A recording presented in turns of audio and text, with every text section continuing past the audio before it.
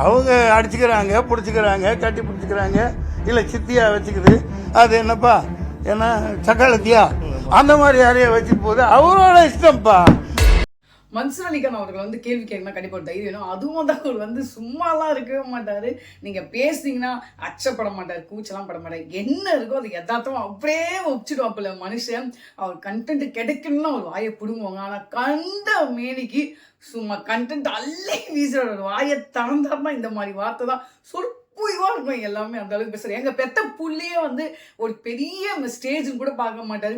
இதெல்லாம் எங்கே உருப்பட போதுனா பாவம் அந்த புள்ள அப்படியே அவங்க அப்பாவை பார்த்து நிற்கும். அந்த அளவுக்கு பெத்த புள்ளைய வந்து என்னடா அது எல்லாரும் வந்து தட்டிக்கிட்டி அவன் என்னதான் கிட்டு போயிருந்தாலும் என்னதான் வந்து அந்த பையன் வந்து இதுவாக இருந்தாலும் எல்லாரும் வந்து அப்படியே பூசி மொழிவாங்க. அவர்லாம் அப்படி கிடையாது, டேரெக்டாக பேசுகிறோம். இதெல்லாம் எங்கே உருப்பட போகுது, பாரு அங்கே பாரு எப்படி டேலண்டாக இருக்காங்க எல்லாம், நீ எப்படி இருக்க அப்படின்னு சொல்கிற மனுஷன் த்ரிஷா விஜயை பற்றி கேட்டா சும்மா இருப்பாரா?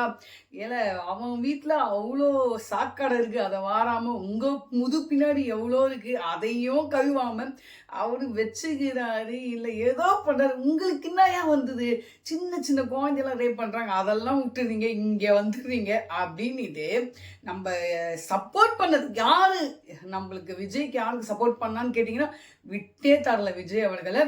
இல்லை வரட்டும் செய்யட்டும்டா, ஏன்டா அவரை சும்மா நோடுறீங்க அப்படின்னு சூப்பராக சொல்லி அவங்களே நோஸ் கட் பண்ணிட்டாரு நம்ம ப்ரெஸ்ஸரி. கேள்வி கேட்டீங்களா, ஏன்டா கேள்வி கேட்டேன்னு. சரிங்க நீங்கள் விஜய் கட்சி அப்படிங்கிறாங்க. நல்லா தண்ணி காட்டு ராஜா என்னெல்லாம் வந்து எவன் கட்சி கூடிய சேராதனாரு. அதை நாசுக்காக வந்து ஒதுங்கிட்டாரு. அவ்வளோதான், நல்ல மனுஷன்.